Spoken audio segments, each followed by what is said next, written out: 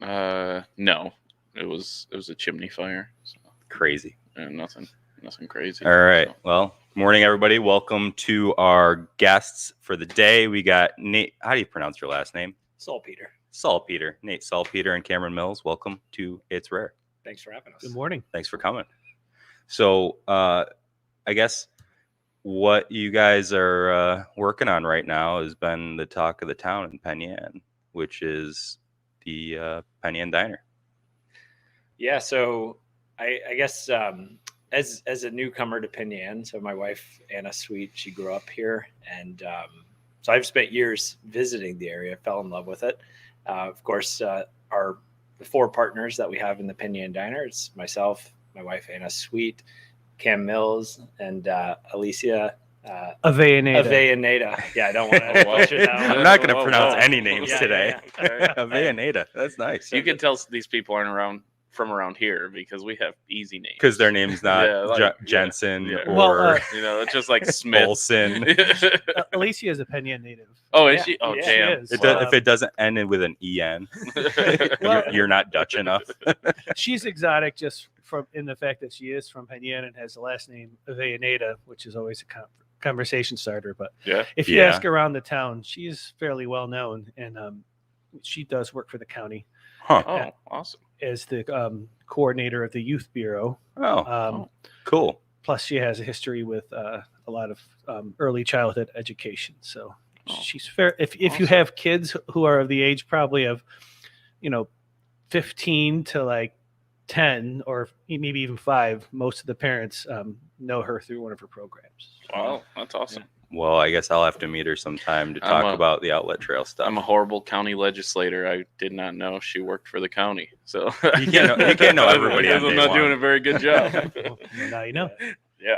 Yeah. So three locals in a transplant, working Okay. on the diner, and really excited to be part of it. And the Penn Yan Diners, it's an institution that's clear. We believe it's a place that is for everyone here in Penn Yan. So we want to make it available irrespective of what you choose to eat. We want to, our goal is you go in, you have your favorites, but if you have an egg allergy or a gluten allergy, or, you're plant-based, we want that same diner experience to be available to everyone.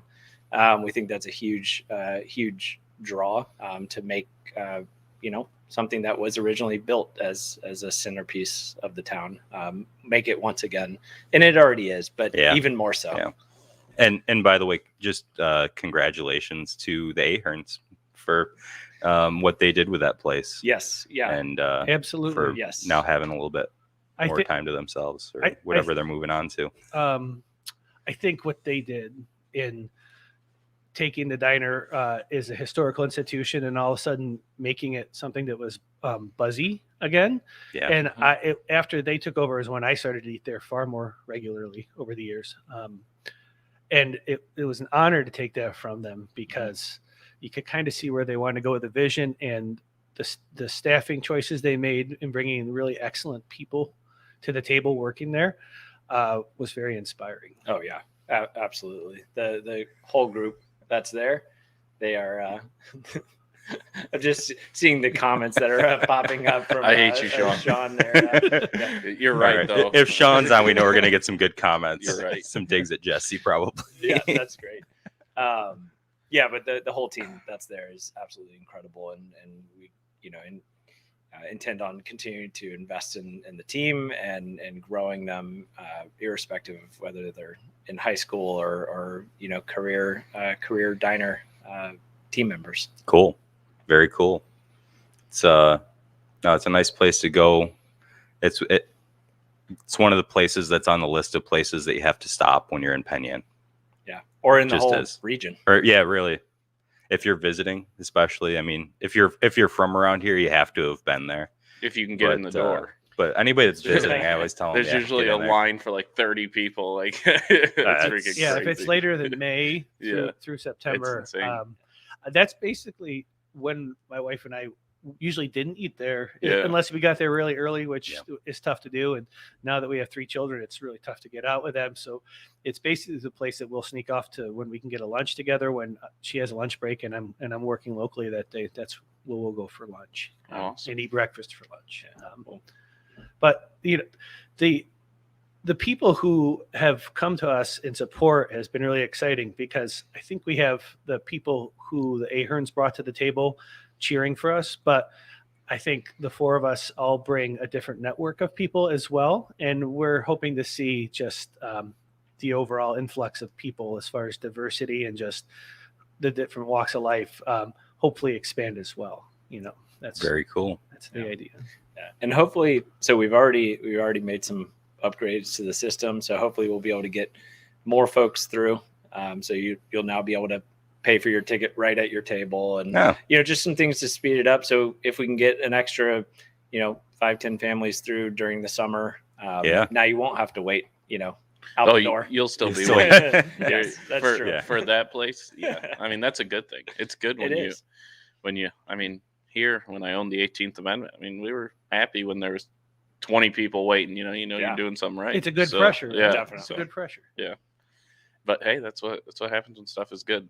And we run into that problem a lot around here. I'm going to the Laurentide and Keg and Barrel is my favorite breweries. And in the summer, it's almost like we don't go because you can't get in the door. And we're like, well, we'll come back when it's winter. It's like we'll spend a lot of time there. So just one of the things. Yeah. Well, I know all the businesses appreciate that. The locals supporting them in the off season. Yeah, Obviously, definitely. that's a pressured time of the year, and so we all appreciate it. Everybody trying to get through Yeah. to spring. Sure. Yeah. So did you change the menu much? Is it changing? So the menu is the things that you know and love. Those still occur on the menu. We are adding some options in. So we were starting to do our kitchen tests on some new products, Impossible Burgers and Beyond Breakfast sausages. And so different things like that will start to populate the menu and become options. We want to make those cost comparable as well. KFC, actually, just a sidebar, KFC just this week announced nationwide they now sell Beyond chicken tenders nationwide. Chickenless chicken. Chickenless chicken. That stuff drives Phil nuts. So Oh, I know. It's I true. know. It's true. Actually, Nothing pisses me off more than a liar. So I actually made something for today. Because, so Phil, if you don't know, on Phil's social media, he started to do this little quote thing. So make sure you check it out. So I made a special one that he can hang on his refrigerator. It says, "Plant-based is actually all right." Phil Rahr. Hey, So there you go. That's all for right, you, Phil. all right. Misquoting. Phil has been misquoted. It's starting already. So aside from going back to the menu, sorry to bring us back. No. Aside from bringing in some new options such as the Impossible Burger and Beyond Breakfast sausage, we're going to try to make some tweaks to menu items that are already there to make them more accessible. So the French onion soup, which is traditionally a beef-based stock, we have switched to a vegetable base, and we're finding a way to make that so that can be both vegetarian, and then we're going to try to make a way to somebody who is fully vegetable-based diet to offer an option for there.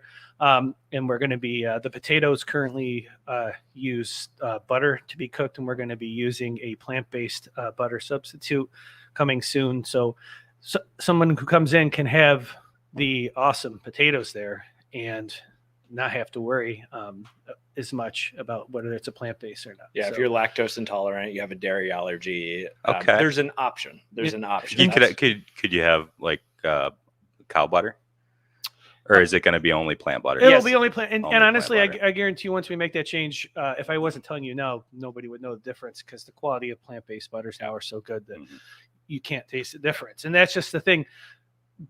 Some of these tweaks we can make, people won't know the difference unless they want to know by, how the little symbol on the menu to show it's plant-based. But if you were to do just a straight taste comparison, it offers the exact same level of satisfaction. Yeah. And as somebody who is not fully a plant-based eater, I eat plenty of animal protein. I have a very deep interest in the plant-based movement, and to me, it's a personal challenge if I can create something from a plant-based perspective that satisfies me as an animal protein eater. Because to me, that's it. I'm making that change, and it's an aha moment. And if I can do that, that satisfies me, who I feel like I'm very much a food snob. I feel like I can make a lot of people happy with that. Yeah. So I think I see, you know, out of the corner of your eyes, Phil, you're wondering like what's up. But really, if you think about I'm waiting for him to explode. He's like, what's Phil going to say? But if we can create a space that people can come in, they can order what they're used to, but there's also the ability for them, you know, let's say they come in, they're like, hey, I heard about this thing. I want to give like it a shot. Maybe not for my whole plate of food this morning, but like this one item, creating a space where that's possible. Sure. And it's not going to impact the price. It's not going to do that. You know, we actually think that's more approachable, more accessible, and it's going to create an agent for you know, people who do want to make their own personal impact on the environment or their health. There's a lot of reasons why. Or if you just want the traditional, that is an option. You can get your sausage gravy, and it's still going to be sausage and gravy. You can do that, but but we have the ability for people to opt in and try new things. Yeah, no, I love the idea that people are going to have chances to try stuff that they haven't had before. Yeah, absolutely. We think that's a lot more. I'm not going to be one of those people. I love trying new things, but I'm not going to try those things. So you do eat carnivore. So I eat meat pretty much exclusively. Yeah, well, the offer still stands, Phil. If you want to come in and order any plant-based alternative off the menu, it is free for you. There you go. Wow. The first time, because after you're hooked, after you're hooked, you're gonna have to. There is no hook. There is no hook for me. The hook brings you back. Within a year, mark my words, within a year, Phil is going to be in there. I actually am going to challenge. I'll be in there. I'll be in there for some eggs. I'll bring my own butter. Be like, hey, can you throw some of that on there for me? I mean, we'll still have butter. It'll be, and the butter's not going away. Cow butter. That's what I'm saying. It's not going away. Oh, I thought you said that you could only get plant butter. Oh, we're talking about a change into potatoes that no one will. Oh, and the potatoes. I thought you meant all the butter. No. I was like, I was having a heart attack over here. It's like, what am I?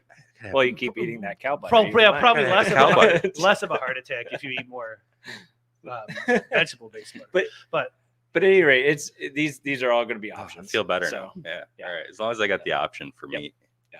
For those options are not leaving. Yeah. I definitely wouldn't be able to tell the difference. So I'm not that. I'd be like, yeah, just butter. I guess I don't know. I guess I wouldn't even pick it up. So, what was I gonna say? Within the year, I think we'll have to come back on this show and bring a whole slew of taste tests, so we can live on the air taste test and blind though. So blind you have to go in shedding your inhibitions in your own. We know it's scary. We know it's scary, Phil, but it's gonna be all right. Change is okay. For science, I don't know. It's gonna have to take some arm twisting on that one. I think I've maybe been there twice. I don't get a chance. I don't wake up that early, so I don't get to go over there. But we're open until 2 p.m. So. Yeah, are you up by 2? Like he said, he doesn't get up that early. I don't get up that early. I'm the code officer, legislator, own a distillery, own a restaurant. So my time is really. Yeah, that's not really taken up. So when I get a chance, but I went and I had this. It was like a tater tot bowl. It was awesome. Good stuff. Right? Yeah, that was. The loaded tater tots. I don't know. It was awesome. Did it have like hollandaise sauce on it? Yeah. Shit was bang. I was like, man, I got one to go. I was like, can I get another one? Can I get one to go? It traveled okay. Yeah. Oh yeah, it was good. Didn't get soggy. Who cares? Tater tots and hollandaise. You gotta have them crispy though. That's all right. Toss them in the air fryer. It'll be all right. You should definitely add the onions, peppers, and jalapenos.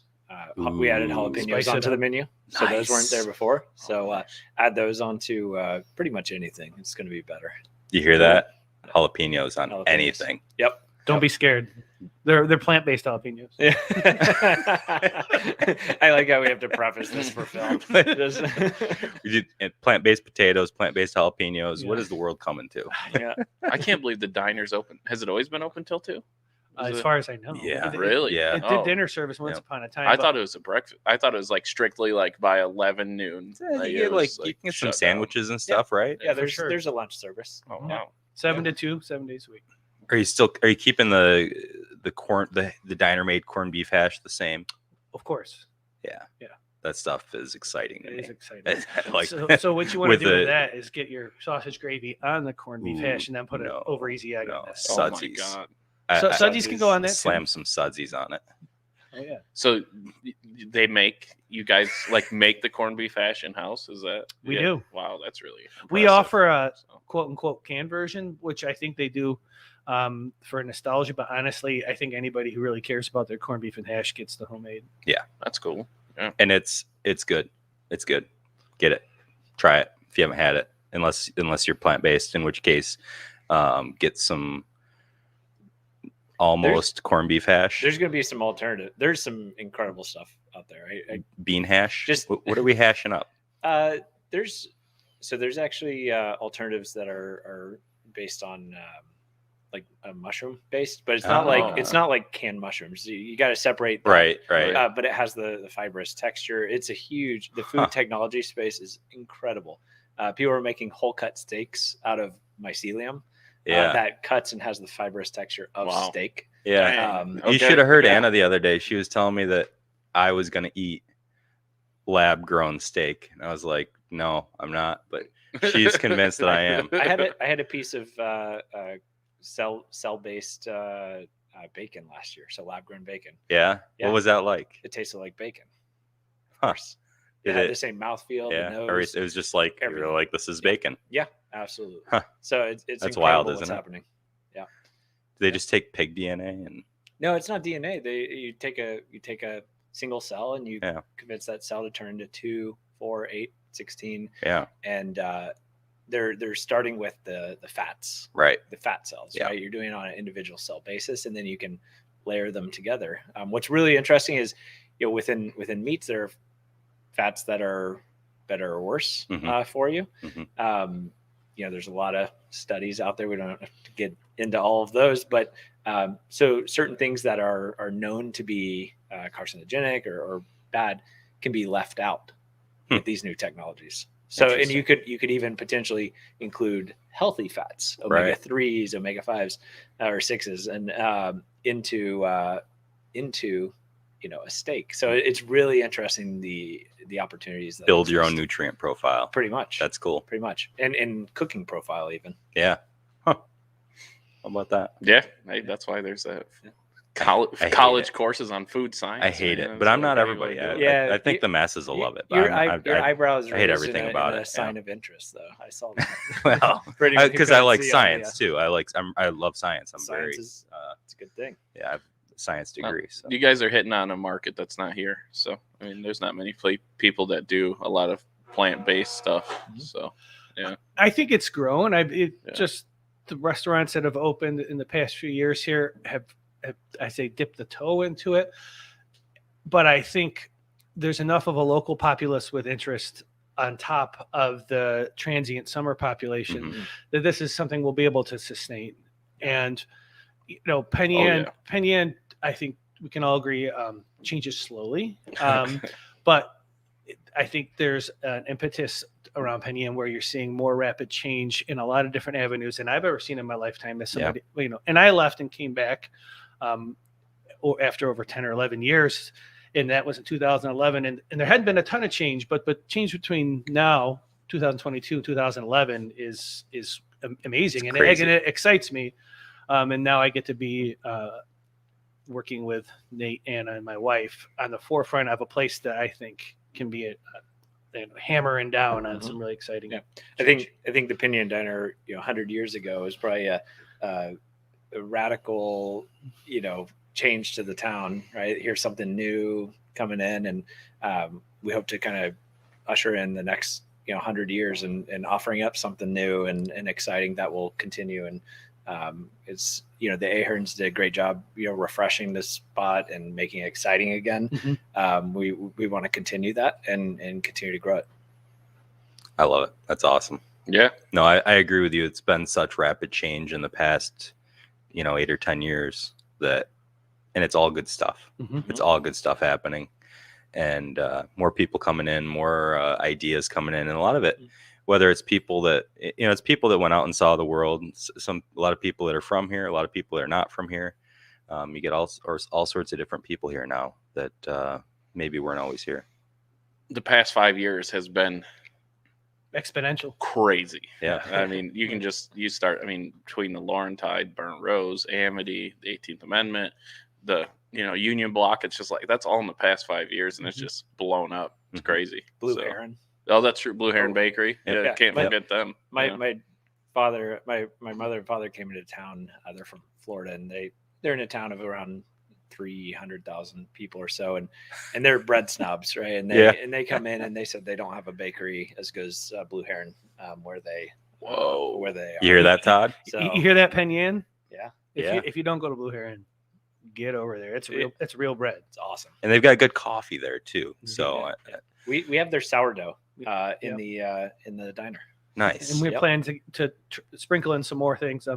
There's a case in the diner right when you walk in that currently has different swag and things in it, and we're thinking about cleaning it up and turning it into like a pastry display size case, so we can showcase local goodies to entice people, and hopefully also get people to eat more pie. Pie. I heard the pie's where it's at. The pie is delicious, and it used back when Lyman owned it, who used to make 7 to different eight pies at a time. It was maybe the heyday of the pie day at the diner, and we would like to get some kind of semblance of that going again. So baby steps, but I'm a firm believer that we're going to get some place close to there. So. Lyman, if you're listening out there, I know we haven't met, but I love the idea of bringing back Lyman the Pieman, to usher in the next pie and eventually, era. They're definitely listening. A vegetable, a plant-based pie along with the traditional pie.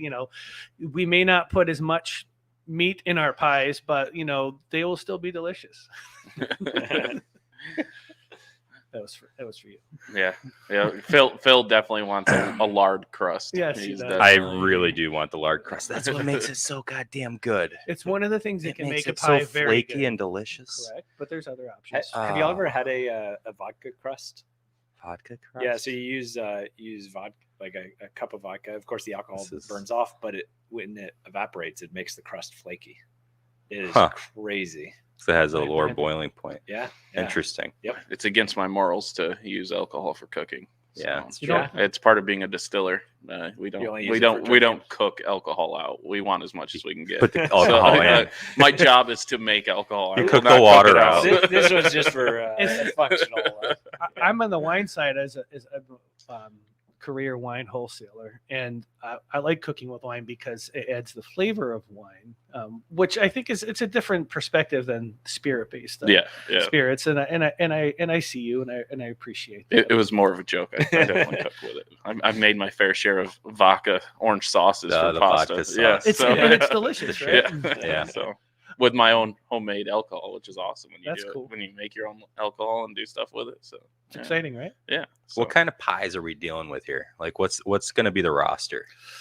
Well, I think the roster is whatever the creativity of the week is, based off of some kind of comfort level. So currently we have an apple pie, which is, I think, that's just the all-American and delicious. And then there's a strawberry sour cream pie, which the sour cream pie is a network of like fruit pies in which you use the sour cream and sugar-based kind of conglomeration, and then you let it bake in. And it's if you're into the pie land, you know these well, but they are quite delicious, and they make a nice crust. Everything does some magic. Is it set up like a It sets up quite nicely, and then you put some sugar on top, and it kind of caramelizes.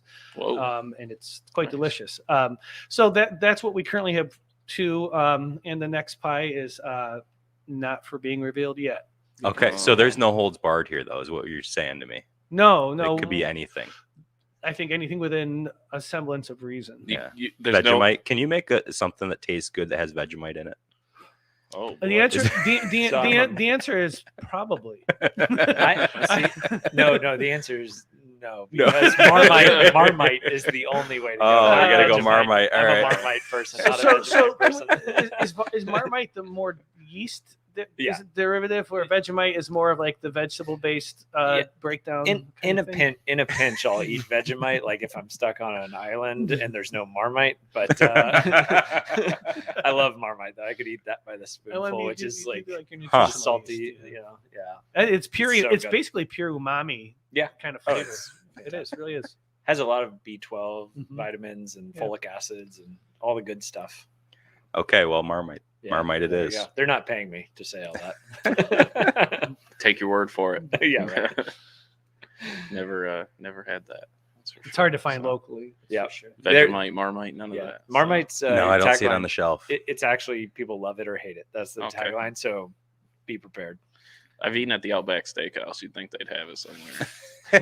You really would. It's a shame that it's not on the menu.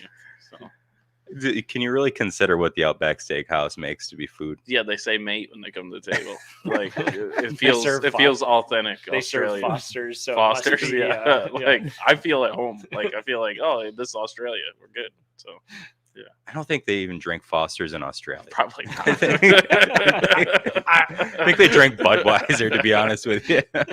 They drink a lot of beer in Australia, period, from what I understand. So I bet you if it's there, they'll drink it. Yeah, Fair enough. maybe. Fairly high beer consumption. I know my per Australian capita. friend doesn't drink any beer. Oh. He drinks rum. Oh, there you go. Oh, that's his. He knows what Yeah, he's doing. yeah. He's a professional. Yeah. Awesome. So is it you guys are running it right now? Mhm. Yeah, okay. So I didn't know when you were taking over, how it was going. So how long have you owned it for? Yeah. So we closed on it on January 3rd, Okay. and then we spent a few days changing over the point of sale system. Upgrading it so you can now pay with your smartphone, things like that. Train up the team. Cool.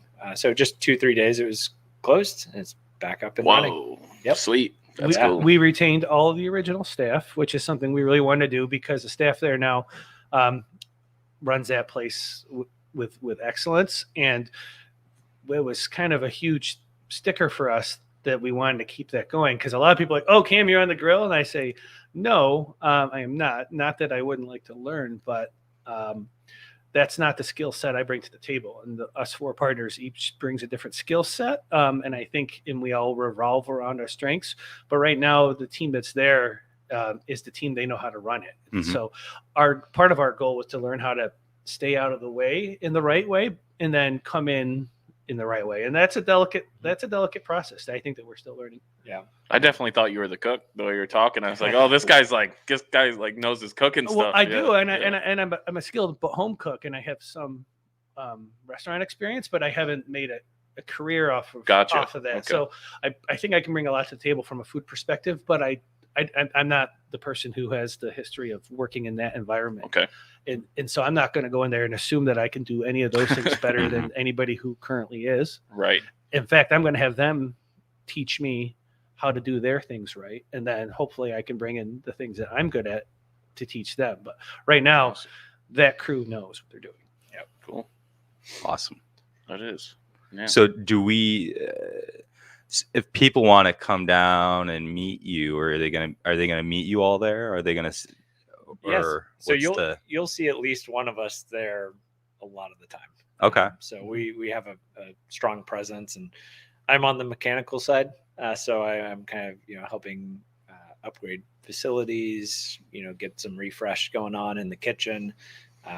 So I'm there often, usually with a tape measure in my hand and pen and paper. He's really, really good with the tape measure and figuring and also I feel like there's a story. quite outstanding. And Nate, not to sell him short, is a nuclear engineer by trade, and brings a huge depth of not only capability along that, but I think a lot of perspective on the generous in and outs of heating and cooling as well. It sounds a lot fancier than it is. He also is on the forefront of food technology, especially with when we were talking about before, plant-based in lab grown and science around these meat things, and actually talks to people on a large level about it all over the place. So don't sell him short. As far as what I bring to the table, I'm basically working on the less exciting part about working with distributors and suppliers, having been in wholesale distribution now almost 20 years. I work well in those relationships. I understand a lot of the people and what those people have clicking and going to, and it comes naturally to me. And there's a whole slew, those pages of people I have to stay in touch with. So that's what I do, currently. And then tell people what they should be eating, eat more pie. Alicia is definitely our resident people person. Mm-hmm. She's helping, on the team side heavily. So is my wife Anna. Right. And then the back end, all of the like tech back end of it is mostly Anna. Of course, creating our POS system. That totally makes sense. Mm-hmm. Alicia has over 15, maybe 17 years restaurant experience. She worked at Seneca Farms for many, many years, and then quite a few other restaurants in town. And also with that people person aspect, she is lovely, and all the current employees respond really well to her. So I honestly think without that aspect coming in, we would be, it would be a little bit more worrisome. I'm an engineer, which means I'm not the people person. Fair enough. I get along with people, but especially you, Phil. Yeah. So Alicia must have she must have like the pipeline for new employees too. I think when it comes time to talk about new employees, that will not be that will be a natural flow for sure. She is tied being around all the kids. Yeah. Like she and we are, yes, she is well tapped into that. I think it's a good thing. Especially given how much we want to invest in all of the team members and their individual growth, whether they're still in high school or career team members. I think that will go a long way if and when we need to people go off to college or whatever it is. We hope there's a lineup of people because they know we treat the team right. Absolutely, that's the way you got to do usually, it. As long as your employees feel appreciated, they usually hang around. So we appreciate them. That's the game, right? Yeah. Easy way to tell. Yeah. Easy way to tell. It really is. Same employees as it was last year. Bosses must be doing all right. Yeah. Indeed. Exactly. So what is the best time for Sean what would be the best, like when does it slow down there? So I would say the classic answers are come right when it opens, and be one of the first in the door, or after the so-called lunch rush. The hours of base 8:30 till probably 11:30 are going to be the most deep, and then you can probably get there by 12:30 or 1 if you want to catch on the lunch side. You could be in and out of there fairly quickly on a weekday. On the weekend, all bets are off, and I'd say in the summer, definitely the later times during the week are the best. That's just the weekends are busy, in and out. Summer and winter. Yeah. In the off season on the weekends, Sunday morning, if you want to go for breakfast, Sunday morning before the church crowd. Right. Yeah. Get there before church. Yep. Then you'll kind of hit it just right. And then once they let out, boom, that place loads up. You can't get breakfast in this town after church. Cannot. at 10:30 or 11 o'clock. Good luck. Forget about it. Yeah. Get there by 10 or you're not eating. Mm-hmm. That's it. And which is a great way it should be, because that crowd naturally is looking to remain conversing and get fed, and you want them to be coming to your place. So come on by. Absolutely. Well, yeah, I'm not saying don't. But if you go to church, obviously go eat afterwards. Correct. But if you're not going to church, just schedule your time around. Right. Go eat before they all come out, because otherwise it's going to be a wait. I drove by on a Sunday once and kind of tried to do a count of the people waiting outside the Penn Yan Diner. Yeah. And I swear there must have been 40 or 50 people. And it's like only something you see in the city. On both sides of the street too, because they're waiting to get into the place Wagner across the street too. Yeah. And, it's shocking. Like the whole area fills up to see that, because around here the patience isn't like you have in the city. Most people in the city are used to waiting in a line. And, here, most people, if they come into a restaurant and there's a 15-minute wait, they're like, I'll go somewhere else. And like to watch Like people are willing to wait in line for over an hour to get in the Penn Yan Diner. And it's like, insane. That says something. Yeah, it's pretty good. So, whatever they were doing, I'm sure it sounds like you guys are even doing more.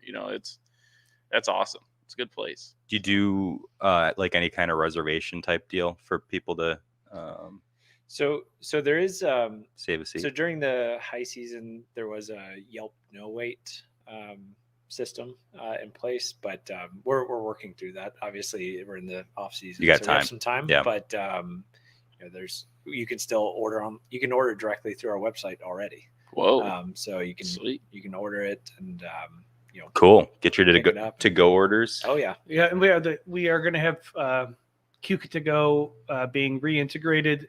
Currently, we're trying to get them integrated into our new point of sale system. We used that service before, and we will be using them again. We like the idea of having a local company like that able to do our deliveries. And I think in the COVID age, food delivery at home is been just a bustling and sustainable part of that business. So we're going to keep that. But, the Penn Yan Diner at most seats 30 people.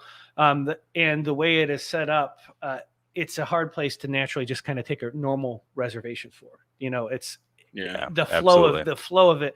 It's tough to do that. So we're going to try to incorporate the things that make sense, but also, I think waiting for outside of the diner on a nice morning in the summer is a beautiful thing. Yeah. Cool. People are willing to do it. It's great. Yeah. If you check out our websites, pennyandiner.com, you can actually see our new logo, which is not really a new logo. It's a throwback to the original sign, which you can see right under the story. About that. So we wanted to bring it back to respect and honor that tradition. So a few minor things. Yeah. I think reservations. I mean, I've never done reservations in any business I've owned. I always felt like it felt, I don't know. We tried at one point and to do it here. Yeah. And it just didn't turn out well. You were, people weren't showing up, and then other people, you were like, at the staff felt rushed. Like we had to rush them out the door because we're like, well, we got reservations for another 8 people here in 5 minutes. And they're just sitting there, and it's like you don't ever want to kick anyone out, right? Yeah, so it's so we just let it go how it goes, Hopefully people will wait and not be upset, and that worked out way better. Just hey, sorry, we'll take your name and number and we'll call you when it's open. It's great, great insight. Yeah, love that. I'm sure you guys probably know more than I do. This was a learning experience. So it was a huge learning experience. I think certain kind of dining in certain places it's tailored for. But I think a business like this, just the way it's set up, in a business like the diner, it just doesn't make sense in my mind. They don't look like reservations. If you get into the category of what I call fine dining, then I think then you have to. Yeah. Sure. But with the two entities we're talking about, are going for a different vibe. Yeah. Sweet. Yeah, I'm gonna get the tater tot bowl. I'm gonna get those loaded tots. Yeah. Now that I can go for lunch, I'll go before the legislative meeting. There you go. Yes. Yeah. And you can meet my wife, who's works at the county and is the director of That's awesome. Yeah. Does she? We probably shouldn't talk about her when she's not here. But is she? So is she one of the department heads? She is the director of the Yates County Youth Bureau, which is a one-person department, which is her. Okay. Gotcha. And she is the head of it and the sole employee of that specific department. Yeah, I'm sure maybe You've probably met her or different. So. Yeah. Cool. You will after this. Yeah, I'm sure. I'll be looking for. I'll be like, hey, does anyone know? I guess I need to find this person. So we should. I just wanted to put that out there because I'd like to see more people show up to those legislator meetings. It's absolutely. I think we, being 30, Phil is the only person of a younger age that isn't kind of forced to be there because they work there. I wish some more younger people would get involved because the point of view of the public and, we're not getting our entire area. You don't get any of the real story. Right. You don't get the real story unless you're there. Yeah. So I wish everyone would show up. I mean, I've learned a lot and I just, I did 2 meetings. Yep. Yeah. So it's there's more going on and there's a lot of things, people's opinions matter, and they really need to show up and say, because the county legislator has control of a lot of things, even things people don't know that the legislator controls, is like, go speak up if you want things done. So, and don't put the pressure on everybody to go speak. At least just tell them to show up so they know what's going on. Listen, if you've got something to say, by all means, but there's absolutely nothing wrong with being there so you know what's going on. Right. Learning about what's going on. And then there are things that, we just got done dealing with the cannabis opt-in, opt-out vote in Penn Yan. And that obviously at the village board, not the county, but one of the things that I learned from that was I started hearing conversations and different parts of the conversation, like maybe May or June.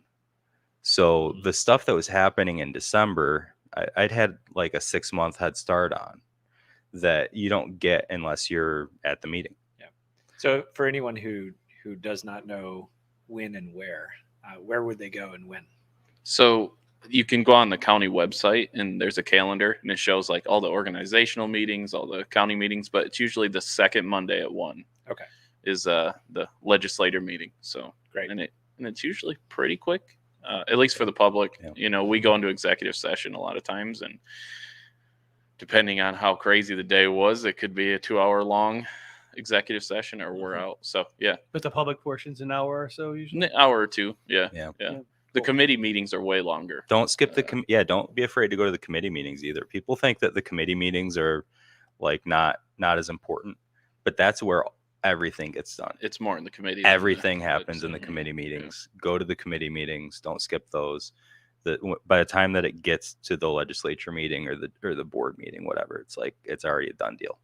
And if you don't want to, or maybe it's not a done deal, but like all the work on it's been done. They're either going to take it or they're not. Right. If you don't want to speak, you don't have to show up, because you can always, there's minutes, there's Zoom, you can listen. But, I feel like if you want to be representing and show you're there and talk, coming to the meeting's the way to go. But there is, like every other government business, there's minutes and you can go on Zoom and watch and everything. So yeah, it might be, I don't know if you guys are interested, but if you ever want to see what's going on in the county, it's I wish I would have done it beforehand, but I know we're all kind of busy, so it's tough to get away at 1:00 on a Monday. So, absolutely. Yeah. Most people have jobs. But it's not necessarily impossible. And I think that your bigger point, though, that the more active civically people become, I think it's better for everybody, because it like you were saying, it's more voices. And what we were talking about before is the multitude and diversity of voices in our community is more diverse than ever. Mm-hmm. And that needs to be represented. And I don't, it can only, more is always better as far as it comes to representation in a civic sense. Yep. Yeah.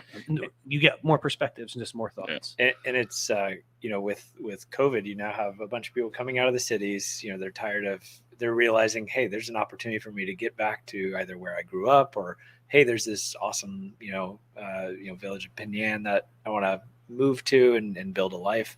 It's an opportunity for newcomers and people who are coming back to get re-engaged and have their voice be part of the next generation discussion.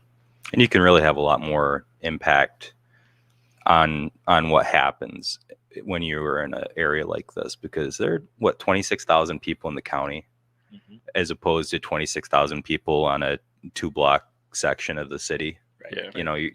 Your voice goes a lot further here. It does. It's when, this is one of the smallest population counties in the state, if not the, but in a way that makes your individual voice then much more powerful. Yep. Because there's less relative people to. Yeah. It's not like the big stage, I think every time someone stands up and speaks, we take into consideration every word they say. It's like, it's not like you're just thrown off to the side, but the problem is it's always the same people, which isn't bad. I respect them. But it would be nice to hear from other people, like, hey, what's your opinion? I've had people come up to me. It's like, hey, you're young. Like, what, we have the same opinions. Why are things getting done this way? It's like, if you go there and speak, because you're not because the way the board is 14 Republicans. We're all Republicans. Jesse is the diversity. I'm the youngest person. That's the only difference, really. And so my views are way different than someone who is in their 60s and 70s. So, and even though you're in the same party, you represent a different perspective. I'm way different. Like, it's almost crazy. It's almost like there should be another party for the younger Republican people. Or maybe more than just two parties, period. Yeah. Oh, don't get Phil going. Oh my God, don't get Phil going. Yeah. We'll never get out of here. We were talking about Larry Sharp before you got here. Yeah, Larry was awesome. That was so cool. Yeah. He's running for, he's going to do Libertarian and he's doing a Republican. So that's the goal. I've been trying to tell people around here that are hard stuck, like, hey, he's running on another line. So we could use a little, everywhere could use a little mix up, a little flip upside down wouldn't hurt anything. There's more than just Lee Zeldin. Yeah. Let's flip it upside down. Let's get things going. Yeah. Like the new Penn Yan Diner with all the new things going on. So I think it's awesome. I really appreciate plant-based diet stuff. I did it for 30 days. It was rough. I didn't overly love it, but I was happy that there was some, I ate a couple Impossible Burgers that were mind blowing. I was like, damn, it's pretty good. Like, if someone served you one of those and didn't tell you it was plant-based, you probably wouldn't second guess it. Well, but that's a salt. That's the salt. That's a salt. That's a salt. I'm not saying to do that. I'm just saying if someone did. This is a hypothetical, so you don't have to break out if they did that, it would be a salt. So and I'm not trying to be devil's advocate. I would be able to tell. There's something about a good grass-fed beef burger that the Impossible Burger is not going to touch when it comes to I don't even know what the flavor is. I'm not that much of a foodie. But I had one with cheese, with vegan cheese, and I ate it, and it tasted comparable to like a burger you'd have at like your basic restaurant, that doesn't go above and beyond, but it's a burger. You'll eat it, it's good, and it does the job. You were satisfied by your eating experience. Yeah, I was like, whoa, this, I could eat plant-based if I ate this every day. And my girlfriend's like, that's not how we're doing this.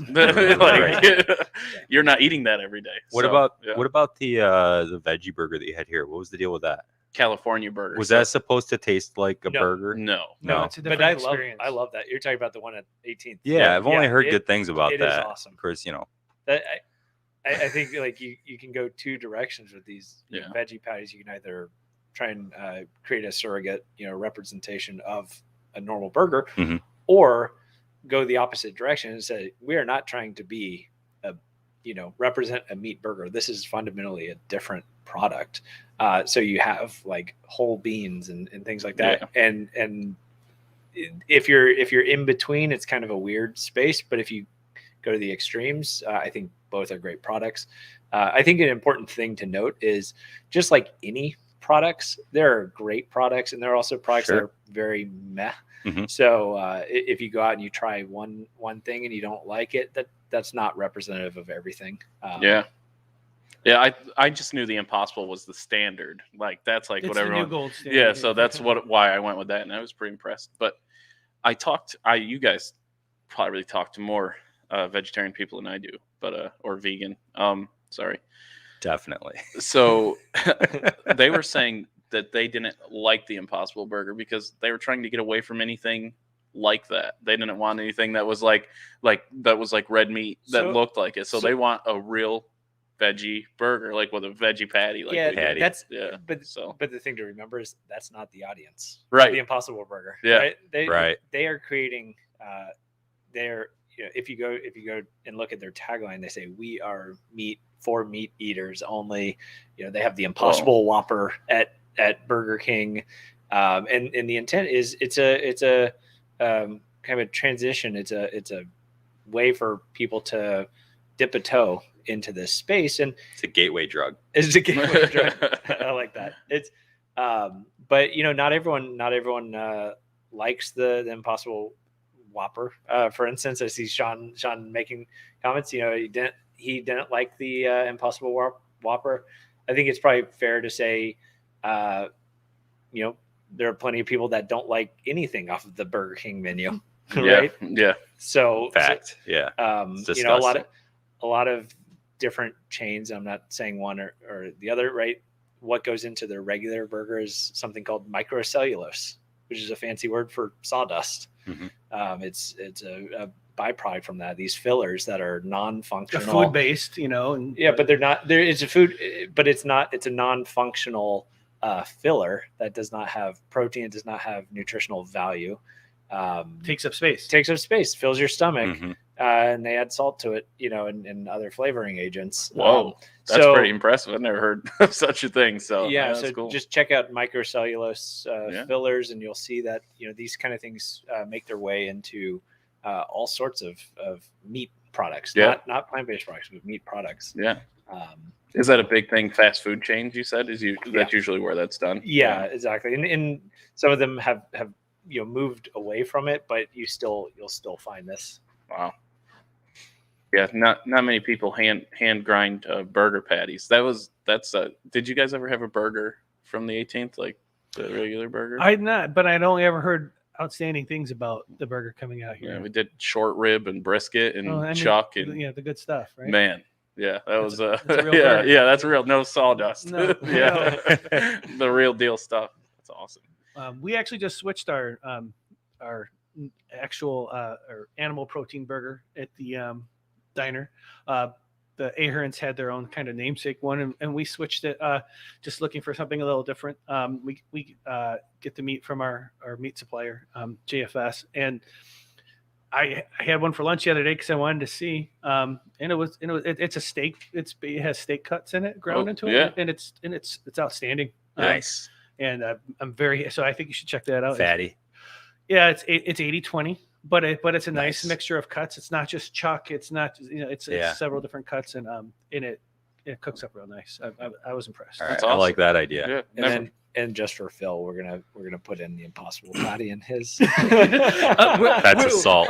He claims it's a salt. I'm not sure if it's verifiable. You can't put something in somebody's food. I completely agree. No, it is. No, these are jokes. I feel like you set yourself up for this. And I've known you for an hour, and I feel comfortable doing this. It's okay. It's okay. I can take the punishment. No, he feels underrepresented at restaurants. He really he tells me that all the time. Yeah. Like he feels super underrepresented.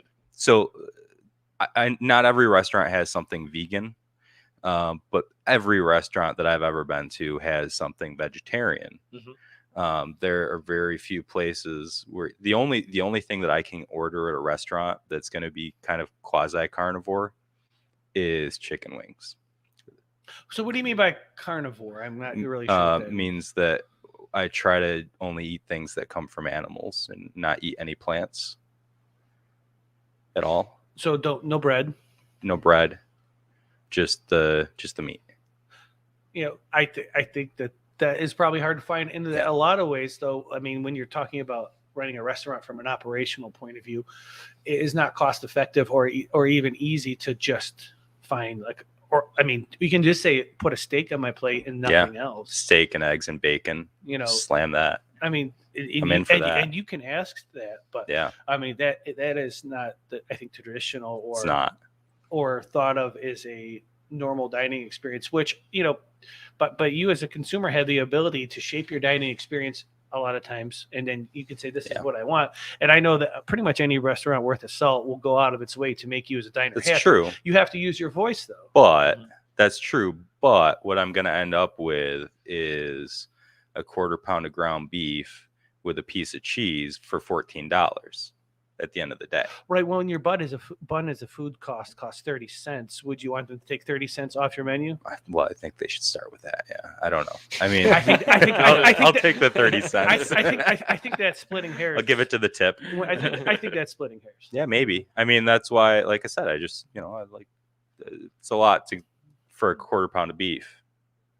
One of the things that we are aiming at is for folks that traditionally were underrepresented and didn't have a sort of a voice in how the pricing occurred is people who have celiacs, right? Gluten-free.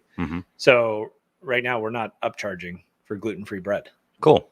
I mean, it's not people with celiac's fault that they have that. Why should they be spending $1.50 more just have breakfast like everyone else. People upcharge for that? Oh, it's expensive. It's all almost. over the place. I mean, I had gluten-free buns. We just gave them to people that asked for them. I didn't know it was an upcharge and that's thing. the way it should so be. I didn't That's know. that's absolutely the way it should be. But if you go a lot of places, you'll find Really? It's like upcharges the upcharge that. at a coffee shop when you ask for a non-dairy milk. It's almost incredibly commonplace when you ask for Really? to get an upcharge for non-dairy milk. Starbucks, That's insane. Starbucks Okay. just Almost universal. Wow. just recently, like in the last couple of weeks, Starbucks finally announced that they're not doing that anymore. So you can Wow. now get That's the cool. plant-based Way to go! creams. Way to So- go, multinational billionaire conglomeration. I know. They have to take a hit on your 15 cents of oat milk. Exactly. I Well, don't think about yeah. 15 cents like a million times a day. Correct. That adds up to a lot of money. Yeah. I don't drink coffee, so I did not know. I mean, I have no clue. So yeah, that's good that people aren't upcharging for that kind of stuff. I just thought it was bravo a for you natural for not thing. upcharging for your gluten-free bun. I didn't. Good for you. I didn't think they were that expensive. Yeah, exactly. They were just pretty compared to our it's not that brioche expensive, buns we would get. Yeah. It was like I think it's just a chance for sometimes people who want the ability to take a choice. Will I think that's what a lot of it is. How far is your like gluten-free idea? How far does that go though? Like, is there a separate area of the kitchen? Is there like a separate toaster? So stuff it is. like that? It is a very small kitchen. So Yeah. So there's different levels of cross contamination, right? So some people who have celiacs don't have a super strong adverse reaction. So if there is like a crumb, it's one thing. But so we have a kitchen that does not have an isolation zone just because of size constraints. Right. But for a lot of people who are celiac and gluten free, that is sufficient. That said, like, use your own judgment based on your own health, health conditions. And we'll be transparent if somebody comes in and wants to have that conversation. We won't try to pull the wool over anybody's eyes. Yep. And they'll say we work with space. We don't have a separate toaster for our gluten-free bread. But we'll be honest about that. And so if you do have the sensitivity on such a high level, then maybe we have to have a different conversation. But, people with that level of sensitivity probably aren't going to very many diners.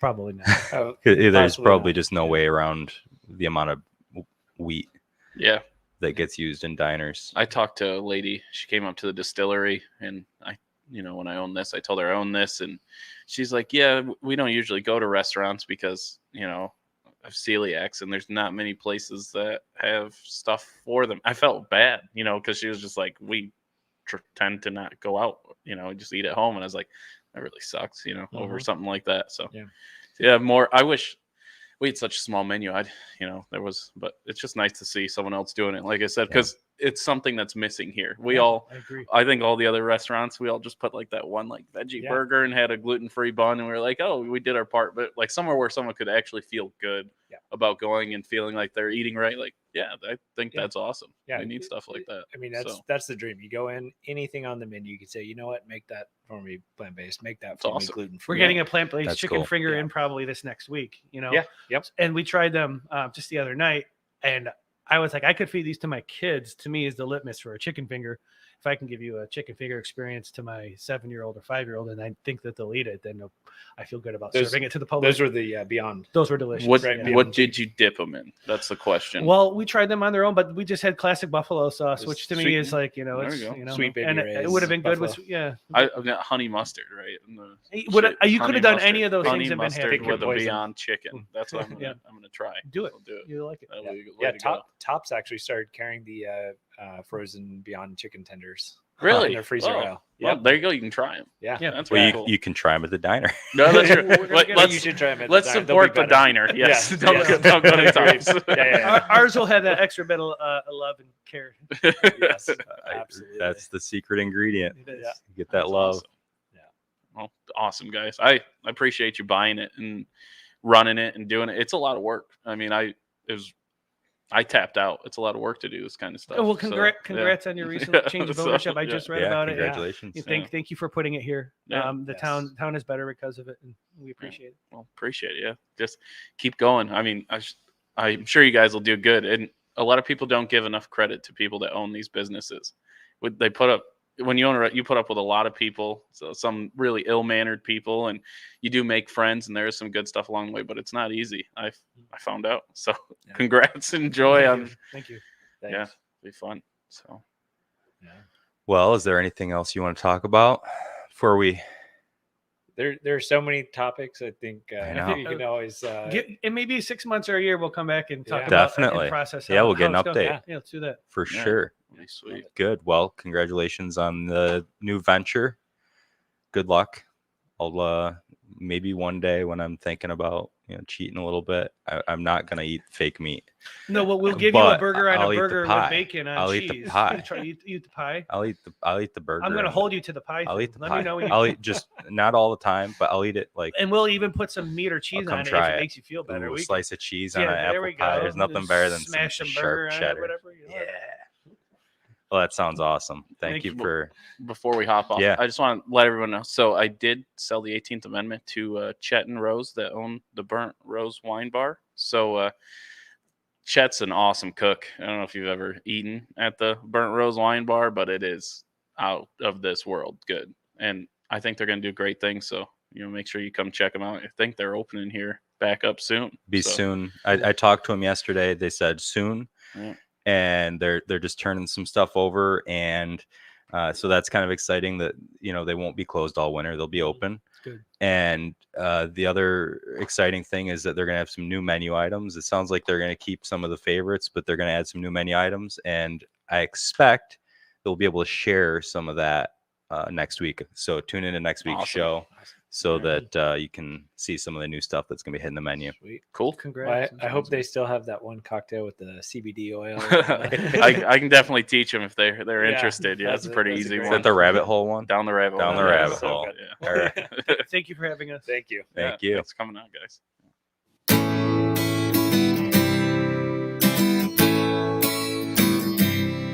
Who's there? It's rare. Who's there? It's rare. Come fill your time, this pot's for all. From the Finger Lakes, join in the call. Learn something new about the Cuca Trail. Upstate New York, every episode I tell. Who's there? It's rare. Who's there? It's rare. It's rare.